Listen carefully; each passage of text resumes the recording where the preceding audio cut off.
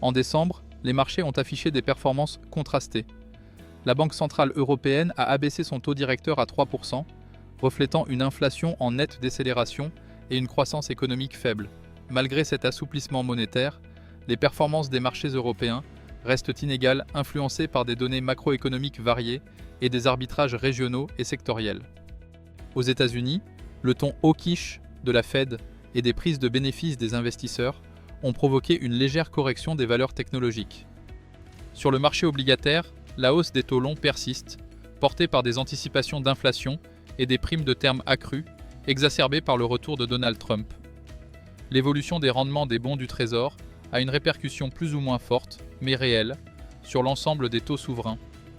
C'est pourquoi on constate également une forte remontée des taux européens depuis mi-décembre. L'économie américaine reste résiliente avec une croissance de 3,1% au troisième trimestre 2024 et un taux de chômage à 4,1%. En revanche, l'Europe montre une résilience inégale, les économies du Sud étant plus robustes.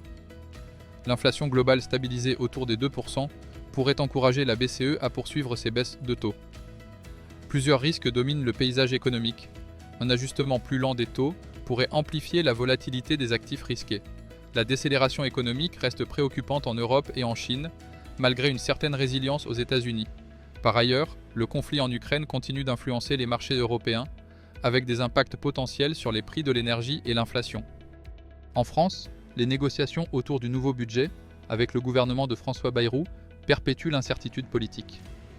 On fait le même constat en Allemagne, après la chute de la coalition de Olaf Scholz, tandis qu'aux États-Unis, le retour de Trump favorise une surpondération des actions américaines au détriment des actions européennes. L'or demeure un actif attractif dans cet environnement d'instabilité géopolitique et politique. Cependant, il pourrait perdre de son élan à court terme avec le renforcement du dollar et une baisse graduelle des taux par la Fed. Nos recommandations s'articulent ce mois-ci autour de deux thèmes principaux. Avec des incertitudes liées aux politiques monétaires des grandes banques centrales, aux tensions géopolitiques et à l'émergence de l'intelligence artificielle, les stratégies d'arbitrage deviennent une approche particulièrement adaptée.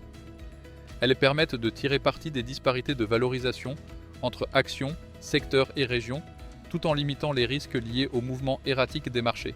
L'arbitrage offre une opportunité de générer des rendements ajustés au risque, en se concentrant sur les anomalies de prix plutôt que sur les tendances globales.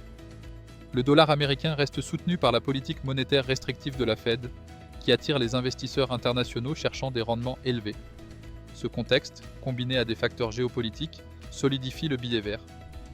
Cependant, une éventuelle baisse des taux par la Fed pourrait affaiblir le dollar, mais en l'absence de signaux clairs d'un changement de cap monétaire, le dollar conserve un potentiel fort pour les premiers mois de 2025, surtout dans un environnement d'incertitude où il reste une valeur refuge.